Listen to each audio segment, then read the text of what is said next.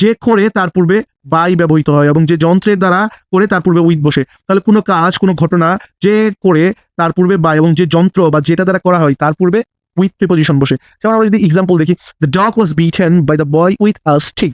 তাহলে দেখেন the boy was beaten, তাহলে কুকুরটাকে মারা হয়েছিল কার দ্বারা? By the boy. এখানে কে মেরেছিল? যে ব্যক্তি মেরেছিল তার পূর্বে আমরা বাই বসিয়েছি এবং যে বস্তুটা দ্বারা মারা হয়েছিল উইথ এ স্টিক, তাহলে এই বস্তুর পূর্বে আমরা কি কোন প্রিপোজিশন ব্যবহার করেছি খেয়াল করেন। আমি যেটা মার্ক করে দিচ্ছি সেটার পরিবর্তন, সেটার সামনে আমরা উইথ ব্যবহার করেছি। তা দুইজন ব্যক্তি বা বস্তুর মধ্যে বোঝালে বিটুইন আমরা ব্যবহার করি এবং দুইয়ের অধিক হলে তখন আমরা কি অ্যামং ব্যবহার করি, তাই না?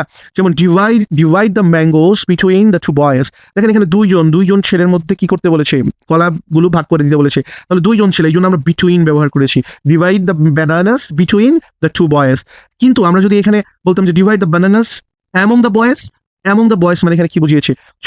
সকল বালকদের বুঝিয়েছে যে সকল বালকদের মাঝে কলাগুলো ভাগ করে দাও। কোনো নির্দিষ্ট দিকে যদি গতি বোঝায় বা কোনো নির্দিষ্ট স্থান বা বিন্দুতে গন্তব্য বোঝালে আমরা টু ব্যবহার করি।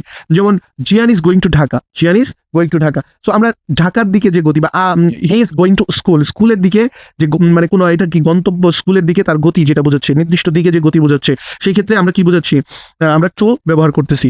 দেখেন টু এর ঠিক বিপরীত যখন বোঝাবে ফ্রম, মানে কোনো কিছু থেকে যখন কেউ আসতেছে। যেমন আমি যদি বললাম he is returning from the market, তাহলে সে মার্কেট হতে আসতেছে বা মার্কেট থেকে আসতেছে। মার্কেটের দিকে হলে টু হতো, আর মার্কেট থেকে যখন আসতেছে টু এর বিপরীত আমরা কি ফ্রম ব্যবহার করেছি।